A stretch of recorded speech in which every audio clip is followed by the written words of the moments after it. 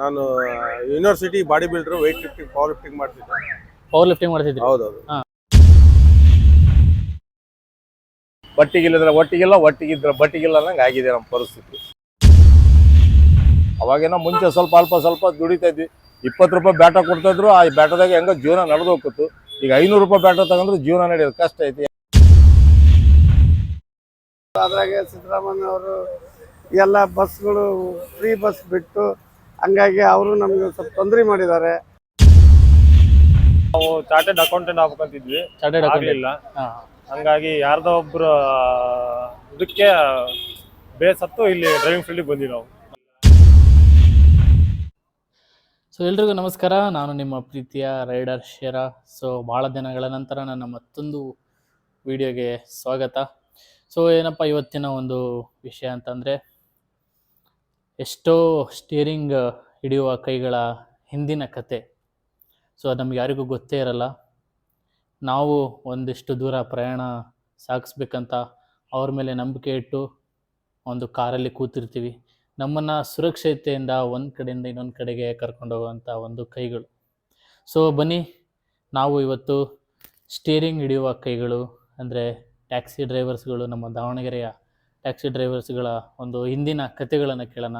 So ಅವರು ಈ ಒಂದು ಡ್ರೈವಿಂಗ್ ಕೆಲಸಕ್ಕೆ ಬಂದಿರುವಂಥ ಒಂದು ದಾರಿನ ಕೇಳ್ಕೊಂಬರೋಣ ಬನ್ನಿ.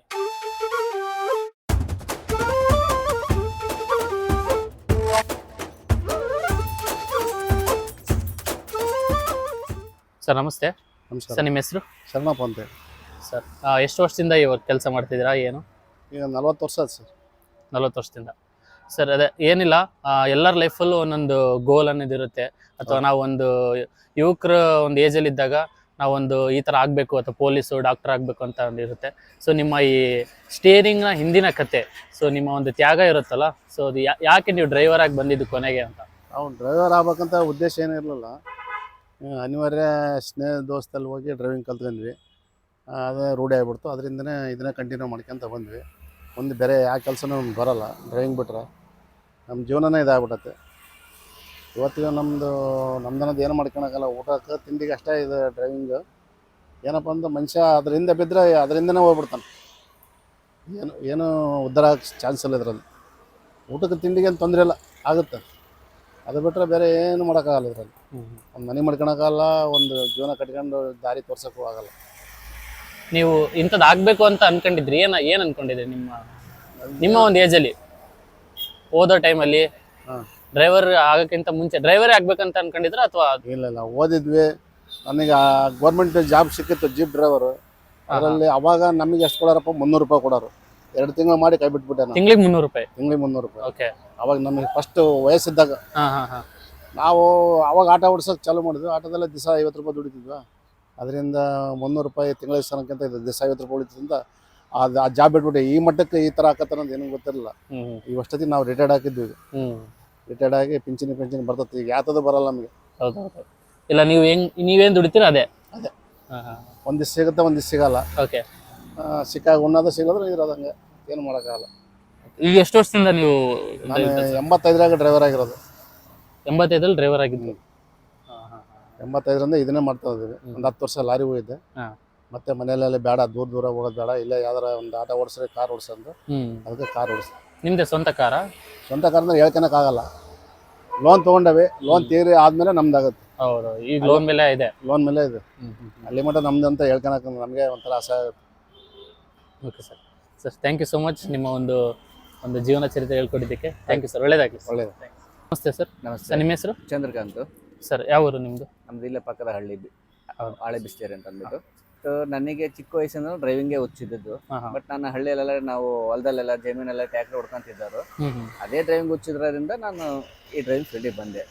ಅದು ಬಿಟ್ಟರೆ ಇನ್ನೇ ಬೇರೆ ಯಾವುದು ನನಗೆ ಬೇರೆ ಆಸೆಗಳು ಯಾವುದು ಇದ್ದಿಲ್ಲ. ಓದೋ ಟೈಮಲ್ಲಿ ಇಂಥದ್ದು ಏನಾದ್ರು ಆಗಬೇಕಿತ್ತು, ಪೊಲೀಸು, ಡಾಕ್ಟರು ಅಥವಾ ಇಂಜಿನಿಯರ್ ಏನಾದ್ರು ಆಗಬೇಕಂತ ಆಸೆ ಇತ್ತಾ ಅಥವಾ ಡ್ರೈವರೇ ಆಗಬೇಕಂತ ಆಸೆ ಇತ್ತು? ಇಲ್ಲ, ಓದಬೇಕಾದ್ರೂ ನಾನು ಯಾವುದೇ ಆಸೆ ನಾನು ಇಟ್ಕೊಂಡಿದ್ದಿಲ್ಲ. ಬಟ್ ನಮ್ಮ ಮನೇಲಿ ಸ್ವಂತ ಟ್ಯಾಕ್ರಿ ಇರೋದ್ರಿಂದ ಟ್ಯಾಕ್ರಿ ಹೊಡ್ಕೊಂತ ಇದ್ದಾನು. ಅದೇ ಒಂದು ಟ್ಯಾಕ್ರಿ ಹುಚ್ಚು ಅಂದರೆ ಡ್ರೈವಿಂಗೇ ಹುಚ್ಚು ನನಗಿದ್ದದ್ದು. ನಾನು ಅದೇ ಇದರಿಂದ ಡ್ರೈವಿಂಗ್ ಫೀಲ್ಡಲ್ಲೇ ಬಂದುಬಿಟ್ಟೆ. ನಾನು ಏನೇ ಬೆಳಿಬೇಕಂದ್ರೂ ನಾನು ಡ್ರೈವಿಂಗೆಲ್ಲ ಬೆಳಿಬೇಕಂತ ಅಂದ್ಕೊಂಡ್ರು ಅಷ್ಟೇ. ಎಷ್ಟು ವರ್ಷದಿಂದ ಮಾಡ್ತಿದ್ದೀರಾ ಸರ್ ಡ್ರೈವಿಂಗ್? ಸುಮಾರು ಒಂದು 15 ವರ್ಷ ಆಯ್ತು ನಾನು ಡ್ರೈವಿಂಗ್ ಫೀಲ್ಡ್. 15 ವರ್ಷ ಡ್ರೈವಿಂಗ್. ಹೌದು. ಕಾರು ನಿಮ್ದೇನಾ ಸ್ವಂತ? ಸ್ವಂತ ವೆಹಿಕಲ್. ನಾನು ಫಸ್ಟ್ ಸ್ಪೇರ್ ಡ್ರೈವರ್ ವರ್ಕ್ ಮಾಡ್ತಾ ಇದ್ದೆ, ಅಂದ್ರೆ ಬೇರೆ ವೆಹಿಕಲ್ಗಳಿಗೆ ಡ್ರೈವರ್ ಹೋಗ್ತಾ ಇದ್ದೆ. ಆ ನಂತರ ದುಡಿಮೆ ಮಾಡ್ಕೊಂಡು ನಾನೇ ಒಂದು ಸ್ವಂತ ವೆಹಿಕಲ್ ಮಾಡ್ಕೊಂಡಿರೋದು ಇವಾಗ. ಸರ್ ಒಳ್ಳೇದಾಗ್ಲಿ sir. Thank you so thank you. Much. Thank you. ಮೊದಲು ಬಂದು ಒಂದು 7th ಇಯರ್ ತನಕ ಓದಿದ್ವಿ. ಮತ್ತು ನಾವು ವ್ಯವಸಾಯ ಮಾಡಿದ್ವಿ. ವ್ಯವಸಾಯ ಮಾಡ್ತಾ ಕಮ್ಮಿ ಜಮೀನು ಕೂಲಿ ಮಾಡಿದ್ವಿ. ಕೂಲಿ ಮಾಡ್ಕೊಂತ ಒಂದು 3 ಎಕರೆ ಗೌರ್ಮೆಂಟ್ನವ್ರು ಹೊಲ ಕೊಟ್ಟಿದ್ರು. ಗೌರ್ಮೆಂಟ್ನೊಳಗೆ ಮಾಡ್ಕೊಂತ ಉಣ್ಕೊಂತ ಬಂದ್ವಿ. ಇತ್ತೀಚೆಗೆ ಒಂದಿಟ್ಟೆಲ್ಲ ಮದುವೆ ಆದ್ವಿ, ಮತ್ತು ಬೇರೆ ಆದ್ವಿ. ನಮಗೇನು ಉಳಿಲಿಲ್ಲ. ಸ್ವಲ್ಪ ಸಿಟಿಯಾಗಿ ಬಂದು ಒಂದಿಟ್ಟು ಹೋಟ್ಲು ಮಾಡಿದ್ವಿ, ಸಣ್ಣವು ಮಂಡಕ್ಕಿ ಹೋಟ್ಲು. ಅದು ಹಂಗೆ ಅಣ್ಣ ತಮ್ಮಳೆಲ್ಲ ಬೇರೆ ಆಗಿ ನಾವು ಈ ಪಿರಿಡಿಗೆ ಬಂದ್ವಿ, ವೆಹಿಕಲ್ಸ್ ಡಿಪಾರ್ಟ್ಮೆಂಟಿಗೆ. ಇಲ್ಲಿಂದ ಹಂಗೆ ಜೀವನ ನಡ್ಕೊಂತ ಬಂತು. ಮದುವೆನ ಆದ್ವಿ, ಎಲ್ಲ ಆದ್ವಿ. ಈಗ ಒಂದು ಸ್ವಲ್ಪ ಕುಂಠಿತ ಆಗೈತೆ ದುಡಿಮೆ. ಸ್ವಲ್ಪ ಈಗ ಈ ರಾಜ್ಯ ಸರ್ಕಾರದವ್ರು ಒಂದು ಸ್ವಲ್ಪ ಫ್ರೀ ಬಸ್ ಮಾಡಿಂದೆ ಪ್ರೈವೇಟ್ ಬಸ್ನವರಿಗೂ ಟ್ಯಾಕ್ಸಿಯವರಿಗೂ ಆಟೋದವರಿಗೂ ಭಾಳ ತೊಂದರೆ ಹೋಯ್ತು. ಇಲ್ಲಿಂದ ಒಂದು ಸ್ವಲ್ಪ ಈ ಜರ್ನಿ ಕಮ್ಮಿ ಆಗೈತೆ ಅಷ್ಟೇ. ಎಷ್ಟು ವರ್ಷದಿಂದ ಮಾಡ್ತಿದ್ದೀರಾ ಸರ್? ನಾವು ಈಗೆಲ್ಲ 35 ವರ್ಷ. 35 ವರ್ಷದಿಂದ ಕಾರ್ ಡ್ರೈವರ್ ಆಗಿದೆ. 10 ವರ್ಷ ಆಟೋ ಓಡಿಸಿದೆ, ಒಂದು 25 ವರ್ಷ ಟ್ಯಾಕ್ಸಿ ಮಾಡಿ.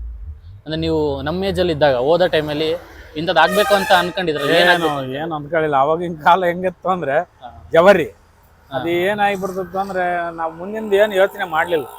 ಸುಮ್ಮನೆ ಏನು ಬರ್ತದ ಅದನ್ನ ಹೋಗೋದು, ಏನು ಬರ್ತದ ಅದು ದುಡಿಯೋದು. ಹಿಂಗಾಗ್ಬೇಕು ಹಂಗಾಗ್ಬೇಕು ಅನ್ನೋದು ನಮ್ಮ ತಿಳುವಳಿಕೆನೇ ಇಲ್ಲ. ಅವಾಗ ಬರ್ತಾನೆ ನಮ್ಮ ತಂದೆಯರಿಗೆ. ಆ ಬರ್ತಾನೆ ಇದ್ದಾಗ ಅವರು ಏನು ಪಾಪ, ನಾವು ನಮ್ಮ ತಾಯಿ ತವ್ರ ಮನೆಗಿದ್ದೆ ನಾನು ಓದಕ್ಕಂತ. ಇಲ್ಲೊಂದು 7th ಇಯರ್ ಓದಿದ್ದೆ ಅಷ್ಟೇ. ಅಲ್ಲಿಂದ ಹಿಂಗೆ ಸಂತಿಗಳು ಮಾಡ್ಕೊಂತ ಹೋಟ್ಲು ಮಾಡ್ಕೊಂತ ಓಡಾಡಿದ್ವಿ. ಈಗ ಹಿಂಗೆ ಬಂದು ನಿಂತವಿ. ಇನ್ನೇನೆಲ್ಲ 67 ವರ್ಷ ಎಲ್ಲ ನಾವು ರಿಟೈರ್ಮೆಂಟ್. ಸುಮ್ಮನೆ ಇಲ್ಲೇ ಲೋಕಲ್. ನಿಮ್ದೇನಾ sir car? ನಿಮ್ಮ ಸ್ವಂತ ಕಾರ್? ಸ್ವಂತ. ಅಂತ ಸಂದರ್ಭ ಏನು ಬರ್ತತಿ ಅಂದರೆ ಅದೇ ಟ್ರಾಫಿಕ್ ಭಾಳ ಆಗ್ತದವೆ. ಜರ್ನಿ ಮಾಡ್ಬೇಕಾದ್ರೆ ನಾವು ಡ್ರೈವಿಂಗ್ ಮಾಡ್ಬೇಕಾದ್ರೆ ನಾವು ಹುಷಾರಾಗಿರ್ಬೇಕು. ನಾವು ಕುಡಿದು ಗಿಡ್ದು ಗಾಡಿ ಓಡಿಸ್ಬಾರ್ದು. ಒಂದು ಬಂದು ಪಾನ್ ಪಾರ್ಕ್ ಆಗ್ತಾನೆ, ಹಿಂದಕ್ಕೆ ತಿರುಗಿ ಉಗುಳ್ತಾನೆ, ಅವನು ಯಾರಿಗೂ ಗೊತ್ತಿರಲ್ಲ. ಅವಾಡಿ ಗಾಡಿ ಎಕ್ಸ್ಚೇಂಜ್ ಆಕತಿ. ಅದೆಲ್ಲ ಹುಷಾರಿಗೆ ಹೋಗ್ತಾ ಇರ್ಬೇಕು ಅನ್ನೋದು ನಮ್ಮ ಡ್ರೈವಿಂಗ್ ಡಿಪಾರ್ಟ್ಮೆಂಟ್ನೇ ನಾನು ಹೇಳ್ತಕ್ಕಂಥದ್ದು ಒಂದು ಮಾತು. Thank you sir. Thank you so much sir. ನಮಸ್ತೆ ಸರ್, ನಿಮ್ಮ ಹೆಸರು? ಸಿದ್ದಪ್ಪ ಅಂತೇಳಿ. ಸರ್ ನೀವು ಎಷ್ಟು ವರ್ಷದಿಂದ ಡ್ರೈವಿಂಗ್ ಕೆಲಸ? 42 ವರ್ಷ ರನ್ನಿಂಗ್. 42 ವರ್ಷದಿಂದ ಡ್ರೈವಿಂಗ್ ಕೆಲಸ? ಹೌದು ಸರ್. ಈಗ ನಮ್ಮ ಏಜಲ್ಲಿ ಇದ್ದಾಗ ನೀವು ಇಂಥದ್ದು ಆಗ್ಬೇಕು ಅನ್ಕೊಂಡಿದ್ವಿ, ಬಟ್ ಅದು ಈಡೇರ್ಲಿಲ್ಲ. ಏನ್ ಅನ್ಕೊಂಡಿದ್ದೆ? ಏನೋ ಓದ್ಬೇಕು, ಚೆನ್ನಾಗಿ ಓದಿ ಸ್ವಲ್ಪ ಯಾವ್ದಾರ ಕೆಲಸಗಳು ಅಲ್ಲಿ ಆಫೀಸ್ ಕೆಲಸ ಏನಾದ್ರು ಮಾಡ್ಬೇಕಂತ ಇದ್ವಿ. ಅವಾಗೆಲ್ಲ ಫ್ರೀ ಇತ್ತು, ಸೇರ್ಬೋದಾಗಿತ್ತು. ಬಟ್ ಓದೋ ಹಣೆ ಬರ ನಮ್ಮಲ್ಲಿ ಇರಲಿಲ್ಲ. ಯಾರೋ ಪುಣ್ಯಾತ್ಮ ಒಬ್ಬರು ನಮಗೆ ಡ್ರೈವಿಂಗ್ ಕಲಿಸಿದ್ರು ಗುರುಗಳು. ಅವ್ರ ಹೆಸರ ಮೇಲೆ ದುಡಿತಾ ಇದೀವಿ. ಬಟ್ ದುಡಿಮೆ ಅಷ್ಟಕ್ಕಷ್ಟೇ. ಒಟ್ಟಿಗಿಲ್ಲದ್ರೆ ಒಟ್ಟಿಗಿಲ್ಲ, ಒಟ್ಟಿಗಿದ್ರೆ ಬಟ್ಟಿಗಿಲ್ಲ ಅನ್ನಂಗೆ ಆಗಿದೆ ನಮ್ಮ ಪರಿಸ್ಥಿತಿ. ಈಗ ಡ್ರೈವಿಂಗ್ ಅಷ್ಟು ಇಷ್ಟ, ಈಗ ಡ್ರೈವಿಂಗ್ ಬರಬೇಕು ಅಂತ ಏನು ಅಲ್ಲ, ಅವಾಗ ಇದ್ದದ್ದು ಅದು ಒಂದೇ. ಫ್ರೀಯಾಗಿ ಕೆಲಸದಂದ್ರೆ ಅದು ಒಂದೇ ಇದ್ದದ್ದು, ಬೇರೆ ಯಾವುದೂ ಇರಲಿಲ್ಲ ನಮಗೆ. ಓದಕ್ಕಂತ ದುಡ್ಡು ಇರಲಿಲ್ಲ, ಬಡತನ. ಓದಕ್ಕೆ ದುಡ್ಡು ಇರಲಿಲ್ಲ, ಬಡತನ ಇತ್ತು. ಏನೋ ಯಾರೋ ಪುಣ್ಯಾತ್ಮ ಕರೆ ಕಳಿಸಿ ಅವರು ಡ್ರೈವಿಂಗ್ ಮಾಡ್ತಿದ್ರು, ನಮಗೆ ಕರೆ ಕಳಿಸಿ ಒಂದು ಡ್ರೈವಿಂಗ್ ಕಲಿಸಿದ್ರು. ಈ ಡ್ರೈವಿಂಗ್ ಡಿಪಾರ್ಟ್ಮೆಂಟಿಗೆ ಬಂದ್ವಿ, ಟ್ಯಾಕ್ಸಿ ಓಡಿಸ್ತಾ ಇದ್ವಿ. ಅವಾಗೇನೋ ಮುಂಚೆ ಅಲ್ಪ ಸ್ವಲ್ಪ ದುಡಿತಾ ಇದ್ವಿ. 20 ರೂಪಾಯಿ ಬ್ಯಾಟ ಕೊಡ್ತಾಯಿದ್ರು. ಆ ಬ್ಯಾಟದಾಗ ಹೆಂಗೋ ಜೀವನ ನಡೆದು ಹೋಗ್ತಿತ್ತು. ಈಗ 500 ರೂಪಾಯಿ ಬ್ಯಾಟ ತಗೊಂಡ್ರೆ ಜೀವನ ನಡೆಯೋದು ಕಷ್ಟ ಐತಿ. ಎಲ್ಲ ಫ್ರೀ ಬಸ್ ಬಿಟ್ಬಿಟ್ರು. ಫ್ರೀ ಬಸ್ ಬಿಟ್ಟು ಟ್ಯಾಕ್ಸಿ ಓಡಿಸೋ ಡ್ರೈವರ್ಗಳಿಗೆಲ್ಲ ಹೊಟ್ಟೆ ಮೇಲೆ ಮಣ್ಣು ಹಾಕಿದ್ರು. ಹಂಗಾಗಿ ತೊಂದರೆ ಐತಿ. ಈಗ ಏನೋ ಒಂದು ನಮೂನಿ ಜೀವನ ಸಣ್ಣ. ಮಧ್ಯಾಹ್ನ ಊಟಕ್ಕಿಲ್ಲದ್ರು ರಾತ್ರಿ ಹೊತ್ತು ಊಟಕ್ಕಾದ್ರೆ ಹೆಂಗ ಮಾಡ್ಕೊಂಡು ಹೋಗ್ತಾ ಇದೀವಿ. ಫ್ರೀ ಬಸ್ ಆದ್ಮೇಲೆ ಯಾವ ತರ ಇಂಪ್ಯಾಕ್ಟ್ ಆಗಿದೆ ನಿಮ್ಮಲ್ಲಿ? ಭಾಳ ಇಂಪ್ಯಾಕ್ಟ್ ಇದೆ, ಸಿಕ್ಕಾಪಟ್ಟೆ ಭಾಳ ಹೊಡ್ತಾ ಬಿದ್ದಿದೆ. ಡ್ರೈವರ್ಗಳಿಗೆ ಎಲ್ಲರಿಗೂ ಭಾಳ ಹೊಡ್ತಾ ಬಿದ್ದಿದೆ. ನಮಗೆ ದಾವಣಗೆರೆಗೆ ಒಂದೇ ಅಂತಲ್ಲ, ಥ್ರೂಔಟ್ ಕರ್ನಾಟಕದಲ್ಲೇ ಟ್ಯಾಕ್ಸಿ ಓಡಿಸ್ತಕ್ಕಂಥ ಡ್ರೈವರ್ಗಳಿಗೆ, ಈಗ ಗಾಡಿ ಇಟ್ಟಿರೋ ಮಾಲೀಕರಿಗೆ ಅವ್ರಿಗೂ ತೊಂದರೆ ಆಗಿದೆ. ಟ್ಯಾಕ್ಸ್ ಕಟ್ಟಬೇಕು, ಇನ್ಶೂರೆನ್ಸ್ 20-25 ಸಾವಿರ 30 ಸಾವಿರ ರೂಪಾಯಿ ಇನ್ಶೂರೆನ್ಸ್ ಕಟ್ಟಬೇಕು, ಗಾಡಿ ರಿಪೇರಿ ಇವೆಲ್ಲ ಮಾಡೋದ್ರಿಂದ ಓನರ್ಗಳಿಗೂ ತೊಂದರೆ ಆಗಿದೆ. ಸರಿನಿಲ್ಲ, ಡ್ರೈವಿಂಗ್ ಕೆಲಸ ಬಿಟ್ಟು ಇಂಥದ್ದೇ ಆಗಬೇಕು ಅಂತ ಅನ್ಕೊಂಡಿದ್ರೆ ಏನಾಗಬೇಕು ಅನ್ಕೊಂಡಿದ್ದೆ? ಅದೇ ಯಾವ್ದಾರ ಒಂದು ಗೌರ್ಮೆಂಟ್ ಆಫೀಸ್ ಒಳಗೆ ಕೆಲಸ ಮಾಡೋಣ ಅಂತ ಇದ್ವಿ. ಅದೇ ಅವಾಗ ಹೇಳಿದ್ನಲ್ಲ, ಅದೇ ಥರನೇ ಅವಾಗೆಲ್ಲ ಸ್ವಲ್ಪ ಏನು ರೊಕ್ಕ ಏನೂ ತಗೊಂತಿದ್ದಿಲ್ಲ, ಲಂಚ ಗಿಂಚ ಏನೂ ತಗೊಂತಿದ್ದಿಲ್ಲ. ಅವಾಗ ಒಂದು ಕೆಲಸ ಸಿಕ್ತಿತ್ತು, ಮಾಡೋಣ ಅಂತ ಇದ್ವಿ. ಬಟ್ ಓದಕ್ಕೆ ಆಗಲಿಲ್ಲ ನಮ್ಮ ಕೈಲಿ. ಗೌರ್ಮೆಂಟ್ ಸ್ಕೂಲಾಗ ಫೀಸ್ ಕಟ್ಟೋಷ್ಟು ಪರಿಸ್ಥಿತಿ ಇರಲಿಲ್ಲ. ಅವಾಗ ಏನೋ ಈ ಲೈನಿಗೆ ಬಂದ್ವಿ. ಈ ಲೈನಿಗೆ ಬಂದಾದ್ಮೇಲೆ ಹೆಂಗೋ ಜೀವನ ನಡೀತಿತ್ತು. ಇದೇ ಫ್ರೀ ಬಿಟ್ಟಿರೋದ್ರಿಂದ ನಮಗೆಲ್ಲ ಫುಲ್ ಹೊಡ್ತಾಬೇಕು. Thank you sir. Thank you so much sir. ನಮಸ್ತೆ ಸರ್. ಸರ್ ನಿಮ್ಮ ಹೆಸರು? ರವಿ ಅಂತೇಳಿ. ಸರ್ ನೀವು ಎಷ್ಟು ವರ್ಷದಿಂದ ಒಂದು 25-30 ವರ್ಷದಿಂದ ಡ್ರೈವರ್ ಸರ್. ಯಾಕಂದರೆ ಮನೇಲಿ ಕೆಲಸ ಕೊಡ್ತೀವಿ, ಓದು ಅಂದ್ರೆ ನಾವು ಓದಿಲ್ಲ, ತಲೆ ಓದತ್ತಿಲ್ಲ. ಹಂಗಾಗಿ ಡ್ರೈವರ್ ಫೀಲ್ಡಿಗೆ ಬಂದ್ವಿ. ಎಷ್ಟು ವರ್ಷದಿಂದ ಮಾಡ್ತಿದ್ದಾರೆ? ಈಗ 25-30 ವರ್ಷ ಆಯ್ತು ಸರ್. 7ನೇ ಕ್ಲಾಸ್ ಓದಿದ್ದೀನಿ. 7ನೇ ಕ್ಲಾಸ್ ಬಿಟ್ಬಿಡಲೇ ನಾನು ಡ್ರೈವರ್ ಕೆಲಸಕ್ಕೆ. ಅವಾಗಲಿಂದ ನಾನು ಅವಾಗಲೇ 7ನೇ ಕ್ಲಾಸ್ ಬಿಟ್ಬಿಡಲೇ 1 ವರ್ಷ ಅಲ್ಲಿ ಇಲ್ಲಿ ಕೆಲಸ ಮಾಡಿದೆ, ಓಟಲ್ಲಿ ಅಲ್ಲಿ. ಅದಾದ ಕೂಡಲೇ ಕಾಂಟ್ರಾಕ್ಟರ್ ಕೆಲಸಕ್ಕೆ ಹೋದೆ, ಕ್ಲೀನರ್ ಆದೆ. ಒಂದು 2 ತಿಂಗಳಿಗೆ ಡ್ರೈವಿಂಗ್ ಕಲಿತೆ, ಅಲ್ಲಿಂದ ಡ್ರೈವಿಂಗ್ ಜೀವನ. ಈಗ ಇವಾಗಲೂ ಡ್ರೈವಿಂಗ್ ಇವಾಗಲೂ driving sir. Thank you sir. Okay sir. Sir ನಮಸ್ತೆ ಸರ್. ಸರ್ ನಮಸ್ತೆ. ನಿಮ್ಮ ಹೆಸರು? ಮಾರುತಿ ಸರ್. ಸರ್ ಎಷ್ಟು ವರ್ಷದಿಂದ ಮಾಡ್ತಿದ್ರು? ಸರ್ ನಾನು ಈಗ 2004ರಿಂದ ಈ ಫೀಲ್ಡಲ್ಲಿ ಇದ್ದೀನಿ ಸರ್. 2004 ಏನಿಲ್ಲ, ನಮ್ಮ ಏಜಲ್ಲಿ ಇದ್ದಾಗ ಓದ್ಬೇಕಾದ್ರೆ ಇಂಥದ್ದು ಆಗ್ಬೇಕು ಅಂತ ಅನ್ಕೊಂಡಿರ್ತೀರಾ, ಆಗಕ್ಕಾಗಲ್ಲ. ಸೊ ಏನ್ ಆಗ್ಬೇಕು ಅನ್ಕೊಂಡಿದ್ರಿ ಓದಿ? ಸರ್ ನಾವು ಚಾರ್ಟೆಡ್ ಅಕೌಂಟೆಂಟ್ ಆಗ್ಬೇಕಂತಿದ್ವಿ, ಚಾರ್ಟೆಡ್ ಆಗ್ಲಿಲ್ಲ. ಹಂಗಾಗಿ ಯಾರ್ದೋ ಒಬ್ರು ಇದಕ್ಕೆ ಬೇಸತ್ತು ಇಲ್ಲಿ ಡ್ರೈವಿಂಗ್ ಫೀಲ್ಡಿಗೆ ಬಂದ್ವಿ ನಾವು. ನೀವು ಎಲ್ಲಿ ತನಕ ಓದಿದ್ದೀರಾ ಸರ್? ಸರ್ ನಾನು PUC ಗಂಟ ಮಾಡಿದ್ವಿ. ಸೆಕೆಂಡ್ PUC ಮುಗಿಸಿ ಚಾರ್ಟೆಡ್ ಅಕೌಂಟೆಂಟ್ ಆಗ್ಬೇಕು ಅಕೌಂಟೆನ್ಸಿ ತಗೊಂಡಿದ್ದೆ. ಅದು ಆಯ್ತು, ಸೆಕೆಂಡ್ ಕ್ಲಾಸ್ ಆಗಿದೆ ಅದು PUCಲಿ. ಅಂದ್ರೆ ಆಗಕ್ಕಾಗಲಿಲ್ಲ ಅಷ್ಟೇ. ನಾನು ಈಗ ಎಷ್ಟು ವರ್ಷದಿಂದ ಮಾಡ್ತಿದ್ದೀರಾ ಸರ್? ಸರ್ ನಾನೀಗ ಸುಮಾರು 2004 ಈಗ ಒಂದು 15 ವರ್ಷ ಆಯ್ತು ಸರ್. 15 ವರ್ಷದಿಂದ. ನಿಮ್ದು ಓನ್ ವೆಹಿಕಲ್? ಮುಂಚೆ ಕ್ಲೀನರ್ ಕೆಲಸ ಮಾಡ್ತಿದ್ದೆ ಇದರ ಸಿರಿದುರ್ಗ ಬಸ್ಸಲ್ಲಿ. ಅಲ್ಲಿಂದ ಕಲ್ತು ಇಲ್ಲಿ ಬಂದಿದ್ದೆ. ಈಗ ಯಾವ ತರ ಇದೆ ಸರ್ ಬಿಸ್ನೆಸ್? ಹೆಂಗೆ ಸರ್? ಮುಂಚೆ ಇತ್ತು ಸರ್ ಬಿಸ್ನೆಸ್. ಈ ಸರ್ಕಾರ ಅಂತ ಹೇಳ್ತಿರೋ ಬೇರೆ ಗೊತ್ತಿಲ್ಲ, ಒಟ್ಟು ಪರಿಸ್ಥಿತಿ ಮಾತ್ರ ಡ್ರೈವರ್ಗೆ ಹೊಡ್ತಾ. ಸರ್ಕಾರದಿಂದನೇ ಮತ್ತೆ ನಾವು ಸರ್ಕಾರದ ಅನುಗುಣವಾಗಿ ಬದುಕೋದಲ್ಲ, ಸರ್ಕಾರದಿಂದನೇ ಆಗಿರೋದು ನಮಗೆ ಇದು ಡ್ರೈವರ್ಗೆ ಬಾಡಿಗೆ ಇಲ್ದಂಗೆ ಆಗಿರೋದು. ಎಲ್ಲ ಫ್ರೀ ಬಸ್ ಬಿಟ್ಟು ಈ ಥರ ಮಾಡಿದ್ದಾರೆ ನಮಗೆ. ಏನಪ್ಪ, ಒಂದು 2 ವಾರಕ್ಕೆ ಒಂದಿಲ್ಲ 2 ಬಾಡಿಗೆ ಹೋದ್ರೆ ಹೆಚ್ಚಾಗೋಯ್ತು. ವಾರಕ್ಕೆ ಒಂದು ಅವಾಗಾರ ವಾರಕ್ಕೆ 2-3 ಹೋಗಿದ್ವಿ ಬಾಡಿಗೆ, ಇವಾಗ ಅದು ಇಲ್ಲ. 2 ವಾರಕ್ಕೆ ಒಂದ್ಸರಿ ಬಾಡಿಗೆ ಹೋದ್ರೆ ಹೆಚ್ಚಾಗೋಯ್ತು ಸರ್, ಅಷ್ಟೇ. ಸರ್ ನಮಸ್ತೆ ಸರ್. ನಮಸ್ತೆ ಸರ್. ನಿಮ್ಮ ಹೆಸರು sir? Abdul Rehman sir. Abdul. Actually ನಾವು ಓದಿ ಈ ಡಿಪಾರ್ಟ್ಮೆಂಟಿಗೆ ಬರೋರಲ್ಲ, ಅನ್ಎಕ್ಸ್ಪೆಕ್ಟೆಡ್ ಆಗಿ ಬಂದಿದ್ದು. ನಾನು ಅವಾಗೇ PUC ಡಿಗ್ರಿಲೆಲ್ಲ ನಾನು university body builder, weight lifting, power lifting ಮಾಡ್ತಿದ್ದೆ. ಪವರ್ ಲಿಫ್ಟಿಂಗ್ ಮಾಡ್ತಿದ್ರಿ? ಹೌದೌದು, ಪವರ್ ಲಿಫ್ಟಿಂಗು ವೆಯ್ಟ್ ಲಿಫ್ಟಿಂಗು ಮಾಡ್ತಿದ್ದೆ, ಬಾಡಿ ಬಿಲ್ಡಿಂಗು ಮಾಡೀನಿ. ಯೂನಿವರ್ಸಿಟಿ ಎಲ್ಲ ಆಗಿತ್ತೆ, ಮತ್ತೆ ಡಿಸ್ಟಿಕ್ ಸ್ಟೇಟ್ ಲೆವೆಲ್ ಎಲ್ಲ ಆಗಿತ್ತು. ಅನ್ಎಕ್ಸ್ಪೆಕ್ಟೆಡ್ ಆಗಿ ಒಂದೇನೋ ಪ್ರಾಬ್ಲಮ್ ಇದ್ದ, ಮನೆ ಪ್ರಾಬ್ಲಮ್ ಇದ್ದ, ಮತ್ತೆ ಏನೋ ಒಂದು ಘಟನೆ ನಡೀತು. ಅದಕ್ಕೋಸ್ಕರ ಈ ಡಿಪಾರ್ಟ್ಮೆಂಟಿಗೆ ಬಂದಂಗೆ ಆಯ್ತು. ಇಲ್ಲಿಂದ ಬರ್ತಿದ್ದಿಲ್ಲ. ನಮ್ಮ ಫ್ರೆಂಡ್ಸ್ ಎಲ್ಲ ಒಂದು 15-20 ಜನ ಪೊಲೀಸ್ನವ್ರು ಇದ್ದಾರೆ. ನಾವು ಅಲ್ಲೇ ಹೋಗಿದ್ವಿ, ಏನೋ ಒಂದು ಹಾಕಿದ್ವಿ ಬೇರೆ ಓದಿ. ಡಿಗ್ರಿ ತನೂ ಓದಿದ್ನಿ. ಡಿಗ್ರಿ ಓದಿ ಬಿಟ್ಟು ಆಮೇಲೆ ಈ ಡಿಪಾರ್ಟ್ಮೆಂಟಿಗೆ ಬಂದಿರೋದು. ಅನಿವಾರ್ಯ, ಫ್ಯಾಮಿಲಿ ಪ್ರಾಬ್ಲಮ್ ಇದ್ದ ಬಂದಿತ್ತು ಸರ್. ಅಂದ್ರೆ ನೀವು ಬಾಡಿ ಬಿಲ್ಡರ್ ಆಗ್ಬೇಕು ಅನ್ಕೊಂಡಿರಿ? ಹೌದೌದು, ಪವರ್ ಲಿಫ್ಟರ್, ಬಾಡಿ ಬಿಲ್ಡರ್ ಆಗ್ಬೇಕು ಅನ್ಕೊಂಡಿರಿ. ಡಿಸೈಡ್ ಡ್ರೈವಿಂಗ್ ಕೆಲಸಕ್ಕೆ ಬಂದಿತ್ತು.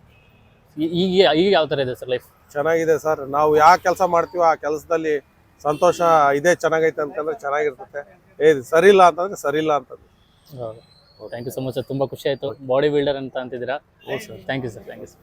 ಸರ್ ನಮಸ್ತೆ, ನಿಮ್ಮ ಹೆಸರು ಸರ್? ನಮಸ್ತೆ, ನಮ್ಮ ಹೆಸರು ರಾಜಣ್ಣ ಅಂತೇಳಿ, ಟ್ಯಾಕ್ಸ್ ಸ್ಟ್ಯಾಂಡ್ ಅಧ್ಯಕ್ಷರೇ. ಇಲ್ಲಿ ಅಧ್ಯಕ್ಷರ ನೀವು? ಹೌದ್ರಿ ಸರ್. ಏನಿಲ್ಲ, ಎಷ್ಟು ವರ್ಷದಿಂದ ನೀವು ಡ್ರೈವಿಂಗ್ ಕೆಲಸ ಮಾಡ್ತಿರೋದು? ನಾವು ಈಗ ಹೆಚ್ಚು ಕಮ್ಮಿ ಒಂದು 35 ವರ್ಷದಿಂದ ಮಾಡ್ತಿದ್ವಿ. 35 ವರ್ಷದಿಂದ ಮಾಡ್ತಿದ್ದೀರಾ ಸರ್? ನಮ್ದು ಯಾವ್ದಾನ ಗೌರ್ಮೆಂಟ್ ನೌಕರಿಗೆ ಹೋಗ್ಬೇಕಂತ ನಮ್ಮ ಆಸೆ ಇತ್ತು. ಆಸೆ ಈಡೇರ್ಸಕ್ಕೆ ನಮ್ಮ ಮನೆಯಲ್ಲಿ ಓದಿಸ್ಲಿಲ್ಲ. 7th ಇಯರ್ಗೆ ಲಾಸ್ಟ್ ಮಾಡಿದ್ರು. ಹಂಗಾಗಿ SLCಗೆ ಹೋಗಿ ಏನಾನ ಒಂದು ಗೌರ್ಮೆಂಟ್ ನೌಕರಿ ಮಾಡ್ಬೇಕನ್ನೋದು ನಮ್ದು ಇತ್ತು. ಆದ್ರೆ ಅದಾಗಲಿಲ್ಲ. ಮತ್ತೆ ಇನ್ನೇನು ಮಾಡಿದೆ, ಆಟೋ ಓಡಿಸ್ಕೊಂತ ಬಂದಿವ್ರಿ. ಆಟೋ ಓಡಿಸ್ಕೊಂತ ಬಂದು ಇಲ್ಲಿ ವೃತ್ತಿಗೆ ಈಗ ಬಸ್ಗಳು, ನಾವು ಕಾರು ಮಾಡಿದ್ದೇವೆ. ಈಗ ಡ್ರೈವಿಂಗ್ ಕೆಲಸ ಮಾಡ್ತಿದ್ದೀರಲ್ಲ, ಯಾವ ಥರ ಇದೆ ಈಗ ಡ್ರೈವಿಂಗ್ ಕೆಲಸ ಮಾಡ್ತಾ ಇಲ್ರಿ. ನಾವು ಬರೀ ಗಾಡಿ ಕಳ್ಸೋದು, ಮಾಡೋದು, ಮೇಂಟೈನ್ ಮಾಡ್ತಾರೆ, ಮೇಂಟೈನ್ ಮಾಡೋದು ಅಷ್ಟೇ. ಈಗ ಯಾವ ಥರ ಇದೆ ಲೈಫ್? ಇದಾರೆ ಏನು ಗಾಡಿ ಬಾಡಿಗಳು ಸ್ವಲ್ಪ ಭಾಳ ಗಾಡಿಗಳು ಅದು. ಅದ್ರಾಗೆ ಸಿದ್ದರಾಮಯ್ಯ ಅವರು ಎಲ್ಲ ಬಸ್ಗಳು ಫ್ರೀ ಬಸ್ ಬಿಟ್ಟು, ಹಂಗಾಗಿ ಅವರು ನಮಗೆ ಸ್ವಲ್ಪ ತೊಂದರೆ ಮಾಡಿದ್ದಾರೆ. ಈಗ ಮನೆ ಓನ್ ವೆಹಿಕಲ್ಗಳು ಜಾಸ್ತಿ ಆಗಿದ್ದಾವೆ.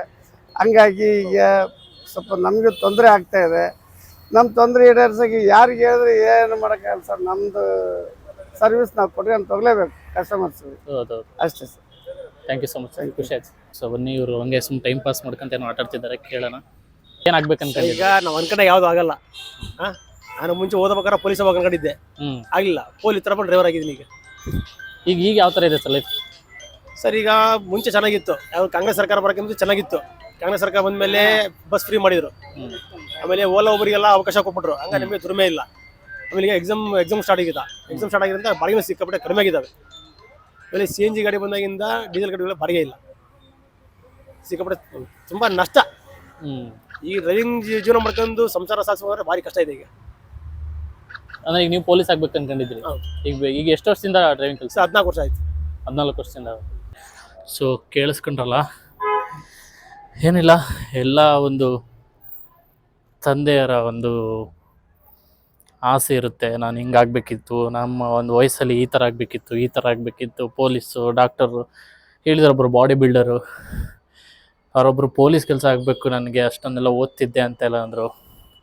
ಇಷ್ಟೊಂದೆಲ್ಲ ಒಂದು ಆಸೆಗಳನ್ನ ಕಟ್ಟಿ ನೀರಲ್ಲಿ ಬಿಸಾಕಿ ಎಲ್ಲ ನನ್ನ ಡ್ರೈವರ್ಸ್ಗಳಿಗೆ ಇಲ್ಲಿಂದನೇ ಬಿಗ್ ಸಲ್ಯೂಟ್.